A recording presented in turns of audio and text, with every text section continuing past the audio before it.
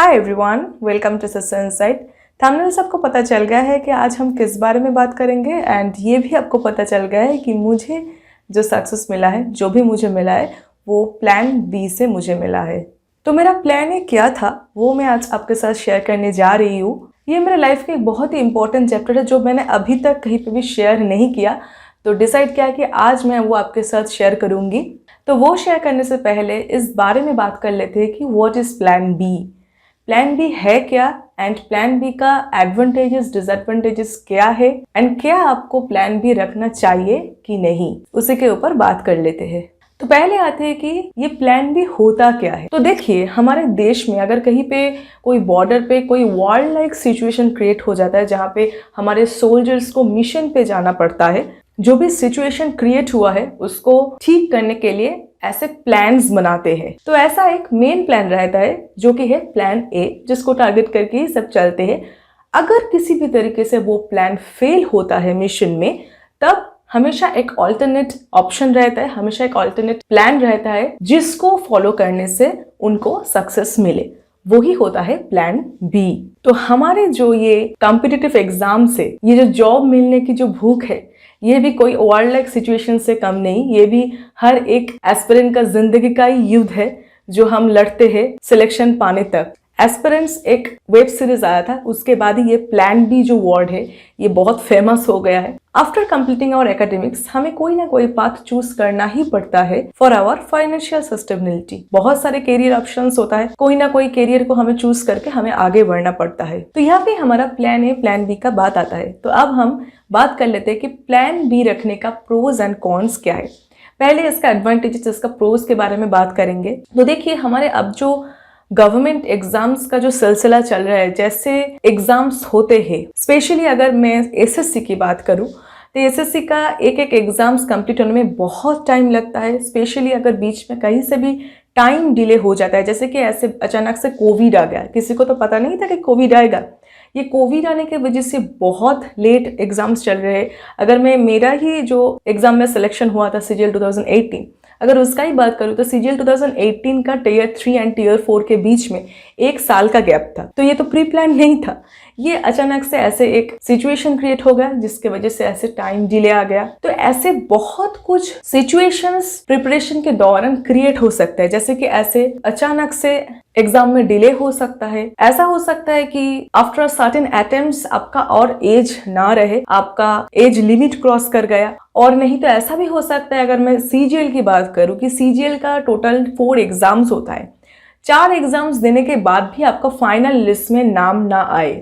तो ये बहुत ही एक दर्दनाक सिचुएशन क्रिएट होता है, क्योंकि एक बार पूरा एग्जाम देने के बाद भी अगर आपको फाइनल लिस्ट में नाम नहीं आता है तो फिर से वो शुरुआत से शुरू करना, मतलब फिर से वो टियर 1 से शुरू करना एंड टियर 4 तक का सफर तैर करना पेनफुल होता है। तो हो सकता है कि कोई ऐसा सिचुएशन क्रिएट हो जाए कि टियर 4 के बाद जब आपका नाम नहीं आता है फाइनल सिलेक्शन लिस्ट में, तो आपका इंटरेस्ट खत्म हो जाता है। बहुत ही सिंपल बात है, इतना दिन मेहनत करने के बाद, इतना वेट करने के बाद अगर नाम नहीं आता है टियर 4 में, तो उसके बाद भी जो लोग पेशेंस रख के सीजीएल कंटिन्यू करते हैं उनको तो मेरा सैल्यूट। तो ये कुछ ऐसा प्रॉब्लम्स है, जैसे कि आपका एज लिमिट क्रॉस कर सकता है, आपका टाइम डिले हो सकता है, आपका इंटरेस्ट जा सकता है। तो अगर ऐसा कोई भी सिचुएशन क्रिएट होता है तो तब अगर आपके पास एक ऑल्टरनेटिव ऑप्शन रहता है तो आप तब वो ऑप्शन जो कि है प्लान बी, वो चूज कर सकते हो, उस पर कंसंट्रेट कर सकते हो। तो ये रहा हमारा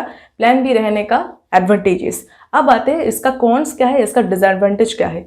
जब भी आपके एक प्लान बी रहता है with your main plan that is plan A, तब ऐसा एक सिचुएशन क्रिएट होता है कि आपका जो माइंड सेट है वो डिस्टर्ब होता है, आपका जो कंसंट्रेशन है वो डिवाइड हो जाता है। कैसे?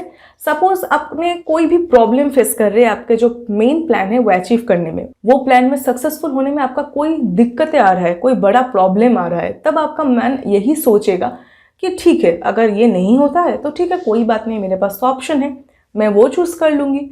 अगर यहाँ पे आपका कोई भी ट्रबल हो रहा है तो आपको ऐसा ही मतलब ऐसा ही आपका एक रिलैक्सेशन आ जाता है कि यार ठीक है, अगर कोई बात नहीं, अगर नहीं होता है तो नहीं होता है, मेरे पास तो प्लान बी है, मैं वो परसू कर लूंगी। तो ऐसा एक ऑप्शन आपके पास रहने के लिए क्या होता है कि आपका माइंड ऐसा एक पोजीशन में चला जाता है कि आप कभी भी अपना जो 100% एफर्ट है किसी भी चीज को अचीव करने के लिए, जो आपको 100% पोटेंशियल देके ट्राई करना चाहिए, वो कभी भी पूरा नहीं होता, वो कभी भी 100% आपका एफर्ट नहीं रहता है, क्योंकि आपके पास एक अदर ऑप्शन है। अगर मैं एक एग्जांपल के तौर पे कहूँ कि आप कोई भी एक शॉप पे गए हैं एक टी शर्ट खरीदने के लिए, तो आपको सिर्फ एक टी शर्ट चाहिए, कोई भी टी शर्ट हो तो आपको चलेगा। तो आप चले गए एक शॉप में, तो वहां पे एक ही टी शर्ट है, सपोज एक ब्लैक टी शर्ट है, तो आपको टी शर्ट चाहिए थी, आपको टी शर्ट मिल गया, आप वो टी शर्ट लेके चले आए। अब अगर वो शॉप में ही आपके पास ब्लैक के साथ एक व्हाइट टी शर्ट रहता है, तो आपको कंफ्यूजन होगा, अरे इसमें मैं कौन सी चूज कर लूं। अगर उसके साथ और एक रेड शर्ट रहता है, तो ये तीनों में से आप कौन सा चूज करेंगे, उसके लिए आपको एक कंफ्यूजन क्रिएट होगा आपके मन में। अगर पहले जैसा आपके पास कोई ऑप्शन ही नहीं रहता, तो आपको देखने की जरूरत नहीं है, आपको चाहिए था टी शर्ट, जो भी कलर है आपको कुछ फर्क नहीं पड़ता, जो भी मिल गया आप लेके चले आते। बट नहीं, अब आपके पास 3 ऑप्शन है, उसमें से आपको एक चूज करना है, अब आपका कंफ्यूजन क्रिएट होगा। तो प्लान्स के लिए भी ठीक ऐसा ही सिचुएशन है, जब भी आपके पास एक सेकंड ऑप्शन रहता है, आपका कंफ्यूजन वहां से क्रिएट होना शुरू हो जाता है। तो अब आप पूछेंगे कि तो हमें करना क्या चाहिए, प्लान बी रखना चाहिए कि प्लान बी रखना नहीं चाहिए। तो अब मैं मेरे बारे में आपको बताने जा रही हूँ, मेरे क्या क्या प्लान्स था एंड मैंने क्या डिसीजन लिया था, उसके बारे में मैं आपको बताऊंगी। तो देखिए, मेरा चाइल्डहुड से ही एक पर्टिकुलर सब्जेक्ट के ऊपर बहुत इंटरेस्ट था, वो सब्जेक्ट है एस्ट्रोनॉमी। मतलब जिस टाइम से मुझे ये वर्ड मालूम पड़ा, इस वर्ड का स्पेलिंग मालूम पड़ा, उस टाइम से ही मैं इस सब्जेक्ट के ऊपर, ये टॉपिक के ऊपर एक मेरा अट्रैक्शन डेवलप हुआ। मैं मेरे फादर को बहुत क्वेरीज करती थी इसके रिगार्डिंग। एंड मुझे याद है तब मैं क्लास 5 में था, उस टाइम कल्पना चावला और सुनीता विलियम्स को लेकर बहुत आर्टिकल्स आते थे पेपर में, तो वो मैं सब कटिंग करके, मेरा एक ड्राइंग बुक था उसमें मैं चिपकाती थी, उसको देखती थी। एंड ऐसे बहुत कुछ मैं सोचती थी कि मैं ये एस्ट्रोनॉमी परस्यू करूंगी, मैं ये एस्ट्रोनॉमी को लेकर पढ़ूंगी। तो एनीवे, वो तो था चाइल्डहुड की बात। तो उसके बाद मेरा 11-12 मेरा साइंस स्ट्रीम था, तो मेरा 11-12 से एक रिसर्च करने का मेंटेलिटी डेवलप हुआ एंड मैं वही रास्ता को फॉलो कर रही थी। कॉलेज लाइफ में मेरा फिजिक्स ऑनर्स था and after completing graduation I went for master degree in physics. तो रिसर्च करने के लिए जो पाथ फॉलो करना पड़ता है मैं वही कर रही थी। बीएससी के बाद मैं अब एमएससी इन फिजिक्स कर रही थी। हमारे मास्टर डिग्री में लास्ट सेमेस्टर में एक स्पेशल पेपर चूज करना पड़ता है एंड फॉर्चुनेटली मेरा स्पेशल पेपर था एस्ट्रोनॉमी एंड कॉस्मोलॉजी। ये जो टॉपिक है, ये जो पेपर है एस्ट्रोनॉमी एंड कॉस्मोलॉजी, ये बहुत ही रेयर टॉपिक है। मतलब इंडिया का बहुत कम ऐसा यूनिवर्सिटी है जिसमें ये स्पेशल पेपर ऑप्ट करने का प्रोविजन रहता है। तो फॉर्चुनेटली मेरा ऐसा ही एक यूनिवर्सिटी में एडमिशन हुआ था जहाँ पे ये स्पेशल पेपर था एंड मैंने भी मेरा लास्ट सेमेस्टर में एस्ट्रोनॉमी एंड कॉस्मोलॉजी, ये जो स्पेशल पेपर, वो मैंने ऑप्ट किया था।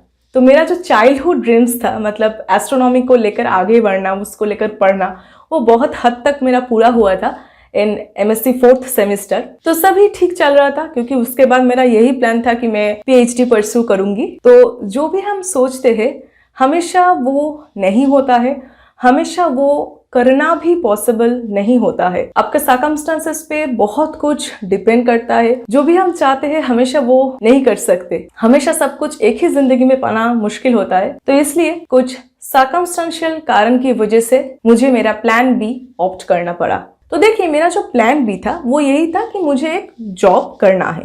प्लान ये था कि मुझे पीएचडी करना है, रिसर्च करना है एंड ऑल्टरनेटिव ऑप्शन यही था कि मुझे जॉब करना है। तो जब मैं रिसर्च करने की मेंटेलिटी में थी तब कभी भी मैंने ये प्लान बी को लेकर नहीं सोचा।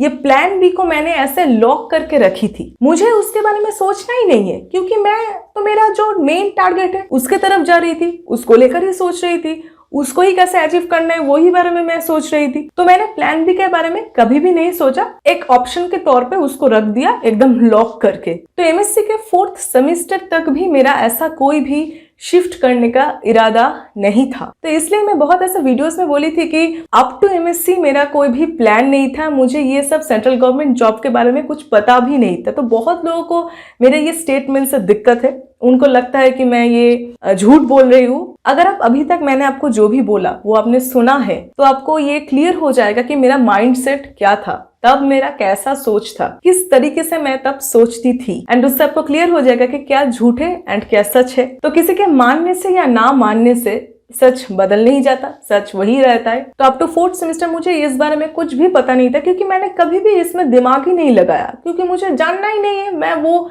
लाइन में ही नहीं जाऊंगी तो मुझे जानना ही क्यों है, ऐसा एक मेरा मेंटेलिटी था। बट सर्कमस्टेंशियल रीजन के कारण मुझे वो रास्ता छोड़ना पड़ा, मुझे एक जॉब का सख्त जरूरत था, तो इसलिए मैंने वो लाइन छोड़ा। आपको मैं बयान नहीं कर सकती कि मैं जब वो लाइन छोड़ रही थी, मैंने जब फाइनल डिसीजन लिया कि मैं पीएचडी परसू नहीं करूंगी, तो मेरा किस टाइप का सिचुएशन क्रिएट हुआ था। क्योंकि आप समझ सकते हो कि मैं कितनी छोटी उम्र से मेरा ये सपना था वो लाइन परसू करने का, वो सब्जेक्ट को लेकर पढ़ने का। ये कोई 1-2 साल का प्लान नहीं था, बहुत छोटी उम्र से मैं वो सोच भी रही थी एंड अल्टीमेटली जाके उसको एक पोजिशन भी दिया, एक हद तक मैं पहुंच भी गई थी। उस पोजीशन में पहुंचने के बाद भी मैं वो रास्ता छोड़ दिया, तो वो डिसीजन के टाइम मेरा क्या हालत हुआ था वो मैं एक्सप्लेन नहीं कर सकती। एनीवे, तो जब भी मैं डिसाइड किया कि मुझे अब प्लान बी ऑप्ट करना है, मुझे एक जॉब चाहिए ही चाहिए, तब मैं ये सब देखना स्टार्ट किया कि मुझे कौन सी जॉब चाहिए, किस टाइप का जॉब मेरे लिए ठीक रहेगा, एंड उसके ऊपर मैं फर्दर मेरा जो रिसर्च है वो मैंने शुरू कर दिया। एंड उसके बाद मैंने SSC-CGL चूज किया था। तो SSC-CGL ही मेरा प्लान बी था एंड जिसमें मैंने अल्टीमेटली सक्सेस प्राप्त की। अब यहाँ पे मैं ये बात बताना चाहती हूँ कि जब मैं प्लान ए के तरफ जा रही थी तब मैंने प्लान बी को एकदम लॉक कर दिया, एंड जब मैं चूज किया कि मुझे प्लान बी ऑप्ट करना है तब मैंने ये प्लान ए को पूरी तरीके से ये सिनेरियो से हटा दिया। जब मैंने प्लान बी ऑप्ट करना स्टार्ट किया, मैंने कभी भी मेरे प्लान ए की तरफ मुड़ के नहीं देखा, कभी भी मेरे दिमाग में ऐसा ख्याल नहीं आया कि मैं इसके साथ साथ वो भी एक बार ट्राई करूं, मतलब मैं SSC-CGL के साथ साथ पीएचडी का भी ट्राई करूं। ऐसे करके अगर मैं दोनों को लेकर चलती तो ये आगे जाके जरूर ब्लंडर होता ही होता। तो जब आप कोई भी प्लान ऑप्ट कर रहे हो, उस प्लान पे आपको टिके रहना है। जो भी आपको कंफ्यूजन है कि आपको एक प्लान बी रखना चाहिए या नहीं रखना चाहिए, उसके ऊपर मैं यही फाइनल स्टेटमेंट दे रही हूँ कि जो भी प्लान आप परसू कर रहे हो, जो भी प्लान को लेकर आप चल रहे हो, वो प्लान पे आप टिके रहो, फ्लक्चुएट मत करो। अगर आप एक प्लान ए लेकर चल रहे हो एंड आपके पास एक ऑल्टरनेट ऑप्शन है, वो बहुत अच्छी बात है, बट अब जब प्लान ए लेके चल रहे हो, उसको सक्सेसफुल करने के पीछे भागो, तब प्लान बी को एकदम लॉक करके रखो। अगर आप वो प्लान ए में सक्सेसफुल नहीं होते हैं तब जाके आप प्लान बी को चूज करो एंड प्लान बी में ही फुल कंसंट्रेट करो। एट ए टाइम दोनों प्लान में आपको फ्लक्चुएट नहीं होना है, तभी जाके आपका सभी प्लान फेल हो सकता है। यही सॉल्यूशन था कि आपका प्लान बी रखने में कोई बुरी बात नहीं है। बुरी बात यह है कि जो लोग वो प्लान बी को ठीक से एग्जीक्यूट नहीं करते। प्लान बी में कोई खराबी नहीं है, बट जो लोग वो प्लान लेके चलते हैं वो लोग फ्लक्चुएट करते रहते हैं उसको लेकर कि को लगता है कि मैं ये भी थोड़ा कर लूँ, वो भी थोड़ा कर लूँ, कोई ना कोई तो हो ही जाएगा। बट ऐसा कुछ नहीं होता है। आपको पर्टिकुलरली एक ही प्लान में डिटरमाइंड रहना पड़ता है, तभी जाके आपको जल्द से जल्द सक्सेस मिलता है। आई होप कि आपका कंफ्यूजन दूर हुआ है। मैंने जो भी आपके साथ शेयर किया, जो भी आपको एक्सप्लेन किया, आपको वो समझ आया एंड आप उसको यूटिलाइज करके अपने लाइफ में ठीक से डिसीजन ले। सब बहुत अच्छे से पढ़ाई करते रहिए। That's all. Thank you.